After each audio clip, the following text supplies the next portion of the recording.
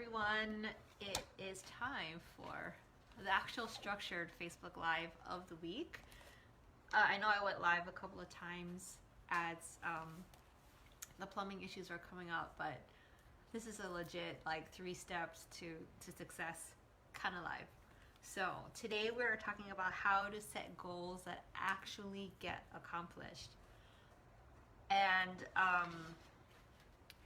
as I was sitting here thinking about what I really wanted to speak into all of you today, what came up for me,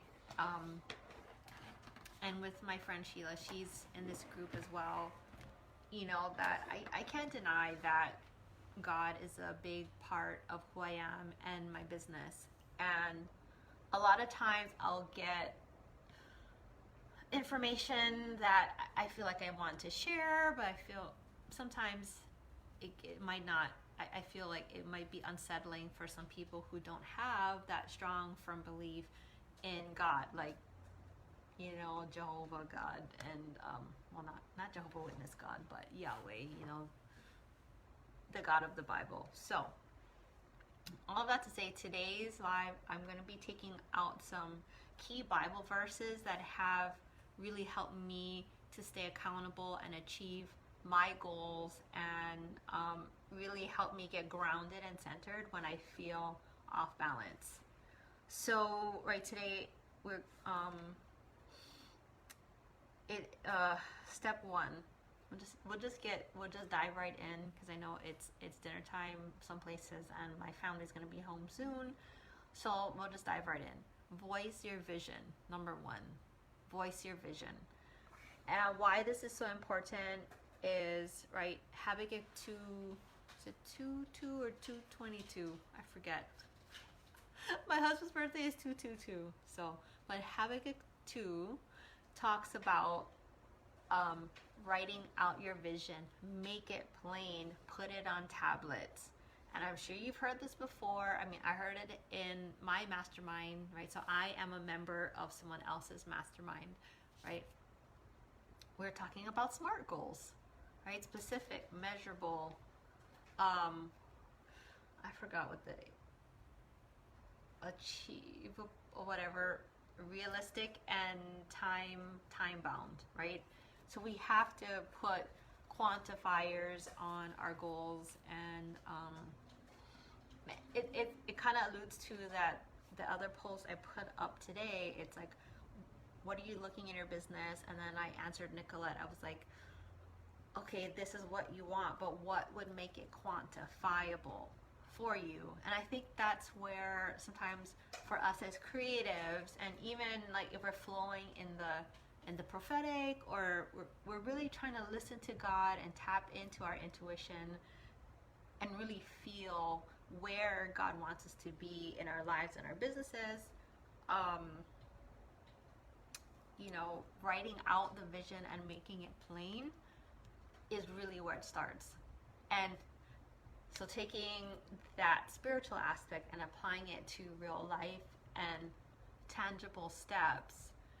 An example is, my team has been waiting for me to create, tangible steps for them, a plan, a working plan, and it's just really weird. I know how to plan. Like, I plan huge projects, but when it's my own project, right? I've run like multi-million-dollar projects in corporate, and it's easy. It's really easy to make decisions when, technically it's not your money. When I'm working for other entrepreneurs inside of their businesses, it's easy for me to recommend, hey, you need this, you need to upgrade your software. It's like I was talking about the past 2 days, right? You need to upgrade your software.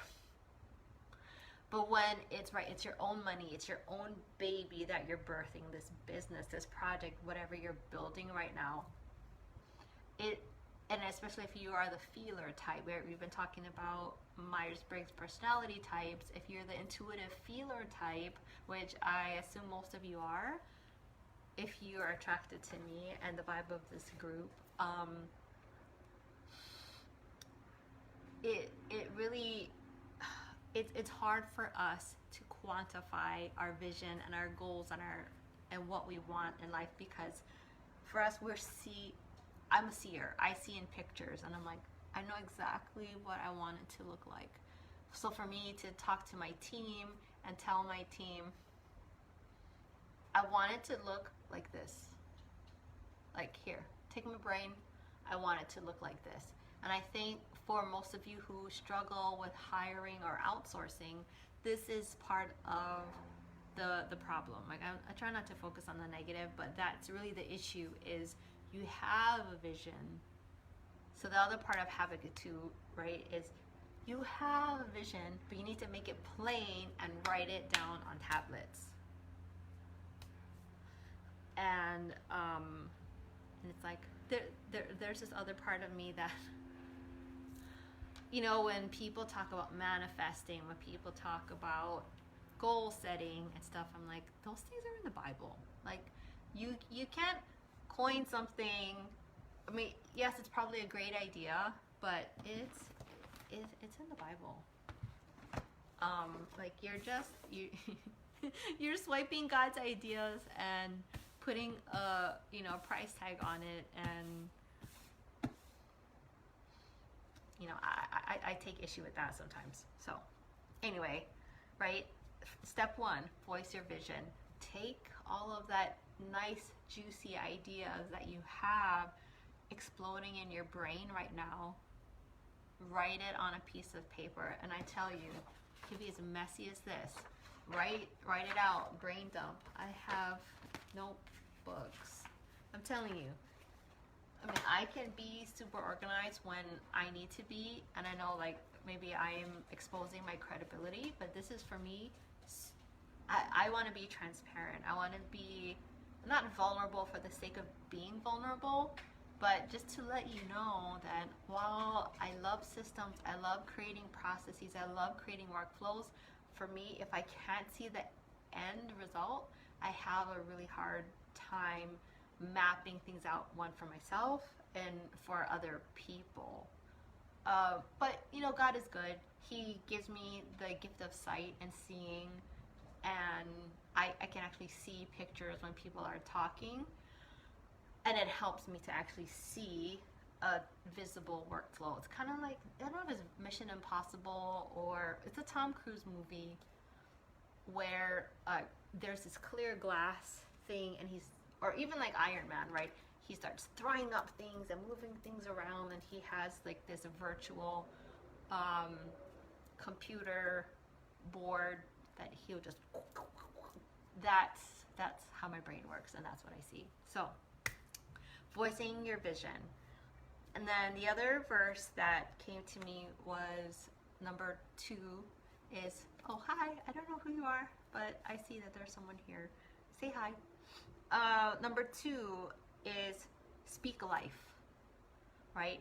Voice your vision, write it down, make it plain, but then also speak life over your goals. Speak life over them, right? Death and life are in the power of the tongue, Proverbs 18:21. You have to speak life over your goals. Oh, my husband just walked in. But you have to speak life over your goals, or it won't come to fruition. So sometimes when we have these goals that seem unattainable, unachievable, so again, in the mastermind I was in today, she had us write down our where is it? Our super dreamy goals and whatever, and what would our rock star life look like? And I was like, yeah, like, or what is our rock star list? I apologize. Write down everything that we've overcome, and like just the accomplishments that we've had in our lives, to really prove to ourselves that we are, I'm going to use a bad word, or that we are a badass, right? And I have like a really, really old Facebook group called Coach Like a Badass, or something like that. Like, when I first started joining the coaching community, and all these women didn't really know how to build a business, and they were all coming to me, and I was helping everybody for free, of course, right? The beginning stages of my business. I'm like, I can help you with your business, it's fine. Like, I wasn't a business coach, I was a health coach at the time. So I'm like, I'm not gonna charge for that. That's not my niche, or niche, whatever you wanna say. But Right? We have to make, like, speak life over your goals, right? You write them down, then you speak life over them. Like, you're not gonna like write it down and then automatically be like, well, that's never gonna happen. Because if you say that out loud, it won't happen. It won't.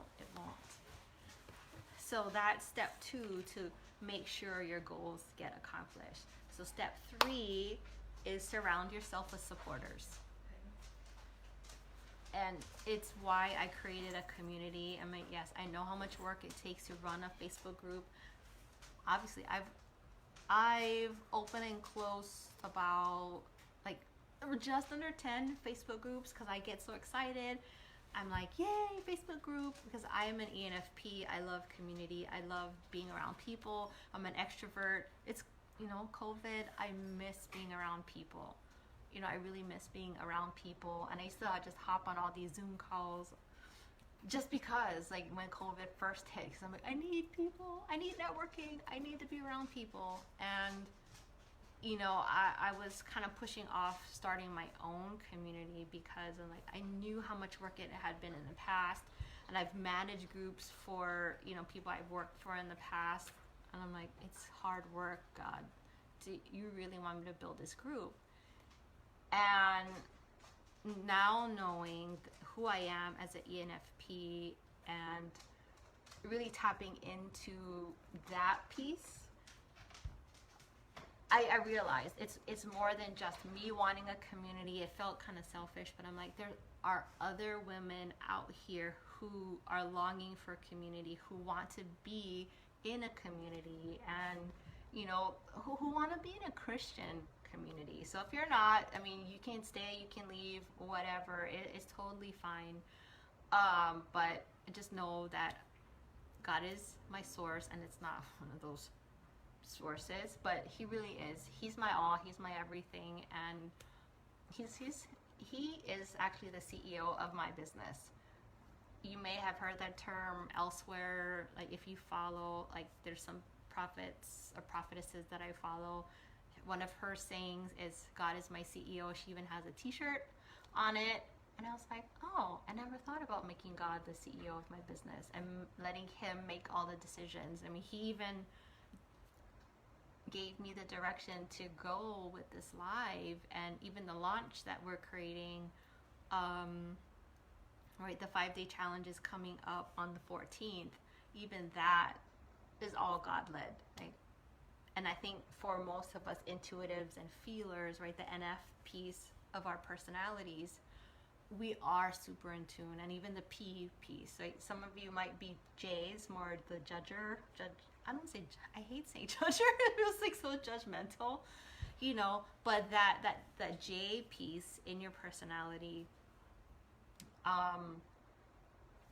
the P part really is that perceiver, that feeler, that that part of you. But even if you don't have the P as an intuitive feeler, you still want to, like, when you're creating goals, you want to feel it in your bones. Like, this is just the kind of people we are. We want to know and feel that this is the direction that we're going in. For some TJ peoples, right? If you're INTJ, I just know I love you, because I know there are people here who are TJ. No judgment, but for us, us creatives, the NFPers, we need community. We need people who, and I was doing some research on it. I'm really big on the research, because I just like knowing. I'm like a personality quiz junkie. I've taken pretty much all of them except Clifton Strengths, which I'm like, oh, because I'm like, do I really need it? I have all these other things. But putting all the pieces together of who you are, and sometimes for ENFPs, we feel like an outcast. We feel like people don't understand us because we're out here, we're crazy, we have these crazy ideas. And like, Sheila's in here, another Sheila is in here. My social media manager Sheila, and then I have like she's my friend too, but I have like my friend Sheila. But my social media manager Sheila and I were talking this morning, and she was like, you know, ENFP is like a firework, where you shoot and then you wait, like you hear the pop, and then you know it's going somewhere, but you can't see it, and then at the end it just. Pew. Oh yeah, look, I have example of fireworks, and Disney. But right, it's that explosive firework thing that happens at the end of your like your thought process or your trail, and it feels like I know we're going somewhere. I can feel it in my body, in my bones, and I know we're going somewhere. People can't see it, but when you do explode and you do pop off, oh my gosh, it's so amazing. It really is, and I'm tearing up because I can feel like, I don't know whoever's watching or who will be watching, I just feel like this is speaking to you, and you're like, you haven't felt known in the past, you haven't felt heard in the past. People have told you that you're crazy, your ideas are like never gonna take off, or even if you're an entrepreneur and you quit your job and you started your business because you felt led, everyone around you thought you were crazy. You know, losing your stability, your stable, whatever, cushy job in corporate. Everybody thought you were crazy, but you know that you have a calling. And especially, I'm just going to call it like it is. We're in the end times, people. We're at the end. Right? This is the time where you need to show up, use your gifts, showcase it. Like, you just need to put yourself out on display like a firework. People need to see your brilliance. People need to see your shine. And if you hold back, right, that's the worst thing. Like on New Year's or 4th of July, you know, you pop a firework and it's like, psst, you get a dud. Like, that's the worst. It's even worse than like not lighting it. You feel me? Like, it's even worse than not lighting off the firework. I should have just like tossed it in the garbage, but no, I was like, I light it. I wait for it to explode, and it's like,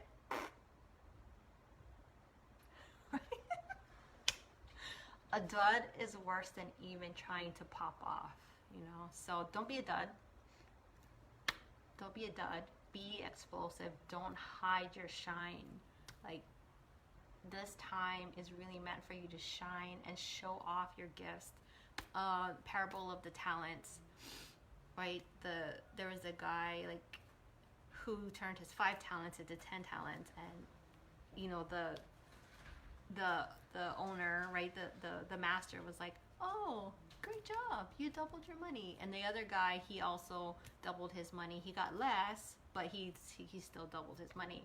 And then there was that one dude who buried his talent in the ground, and he's like, oh well, I was afraid if I spent it, then like I would just lose it, and when you come back,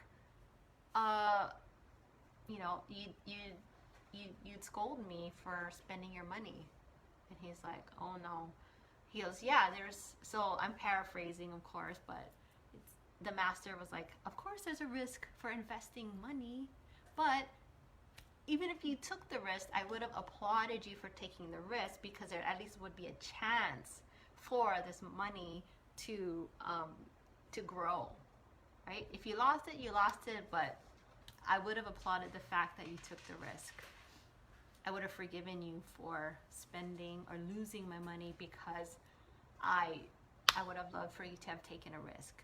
So all of that being said, who are you today watching this, and like, I feel like God is telling you to take a risk. And it's not risky when you trust in Him. It really isn't. It's all about going all in, doubling down. Anyway, I'm gonna pull up the stuff on my computer. I just want to talk to you about the challenge. And if you hop off right now, it's fine, but I really want to let the people know what's happening on the 14th when the challenge goes live. So day 1, we're going to be talking about systems, debunking the myths of what is a system and what it is not. right? Day 2, we're going to be talking all about time management and the whole time versus money conundrum. And day 3 is all about creating your personal energy map. Oh, look, my document is off because it says day 4, creating your personal energy map. Anyway, day 5, and this is why I was like, oh, I need to talk about doubling down, because day 5 is all about doubling down on your zone of genius. Right? It's time for you to go all in, like eliminate the distractions. Like how many you've heard that a bajillion times, I'm sure. Eliminate distractions. But really, it's all about eliminating distractions so that you can double down on your zone of genius and finding your energy, your personal energy map, how you respond. Oh, I knew I was rearranging it. We're going to be also talking about the fierce feminine flow, right? Finding your fierce feminine flow, and it is the Chinese yin and yang, but it's really about the masculine and the feminine energies. And right, if you've seen the yin yang sign, right, it's all about how they intersect and they connect, and really embracing more of the feminine, but not. It's like not living in duality, but embracing both sides of who you are and like how God created you, and how can you tap into both your masculine and your feminine energy to produce the results that you need to produce. Because yes, it is about finding your fierce feminine flow, but if you have had any of that corporate patriarchal leadership background, we're going to pull that in and see how you can convert that masculine energy into feminine energy. Because if my avatar is built correctly, people who are in this group are going to be watching this video later as this group continues to grow. Your ideal client avatar is a female, and so is mine. And right, when you're trying to build a business, whether you're a coach, consultant, or whatever, a lot of the coaching programs, the structures and everything are built on patriarchal, like past patriarchal mindsets. I mean, look at all the just take a look at all the entrepreneurial books that you've read. Tim Ferriss, 4-Hour Work Week. I can just look at my bookshelf. The One Thing, right? He's a dude who wrote that. The Best Place to Work. He wrote that. I invested in Todd Herman's 90-day year program. He's a dude. So I'm saying, like, a lot of the time management, even the Kaizen book, right? Kaizen, the 1% difference. They're all written by men. They don't understand our feminine energy. But, I mean, I've studied all the books. I had to adapt myself from the feminine into the patriarchal mindset, working in a super, super manly environment for 19 years. Now that I'm on the other side, I'm like, oh, I felt like I was living a double life, a double personality when I was there. I would literally, like, as it was a 30-minute drive, so I would drive there, put on the masculine, show up, be like, be super tough. And then sometimes I would get in my car at the end of the day. It was a hard day.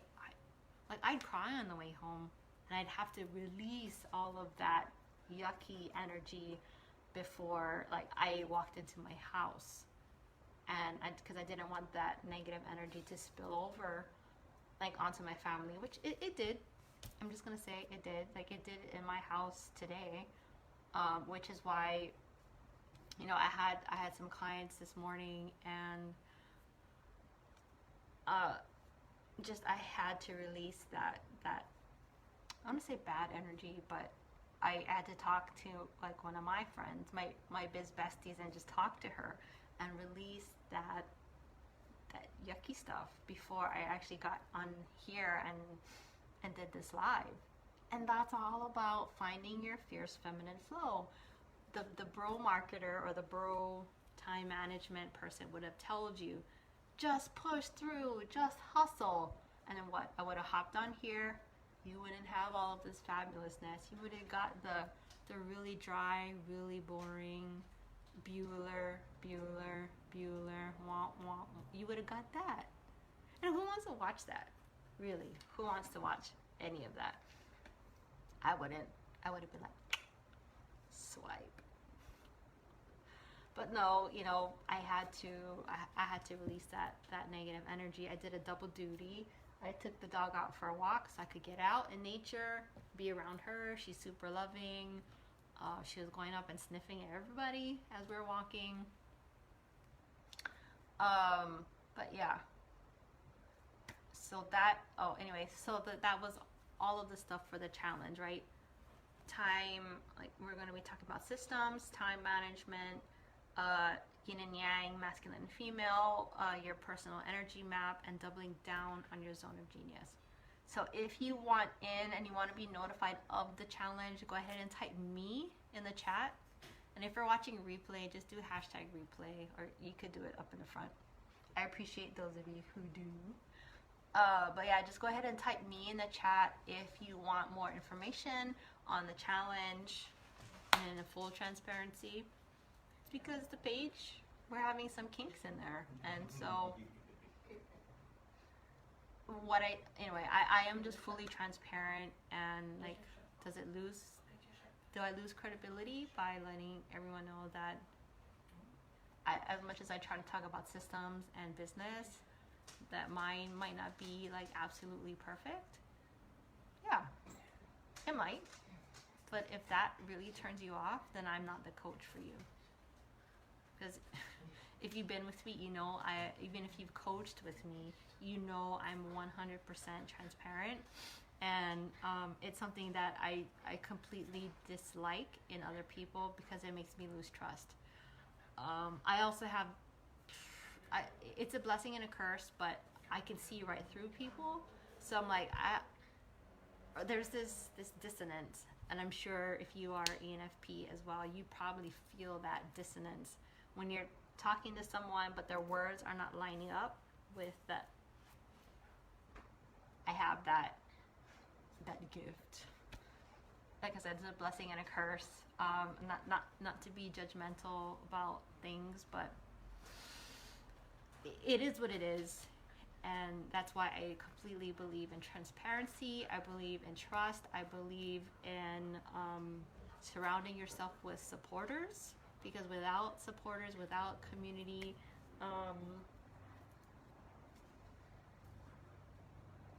your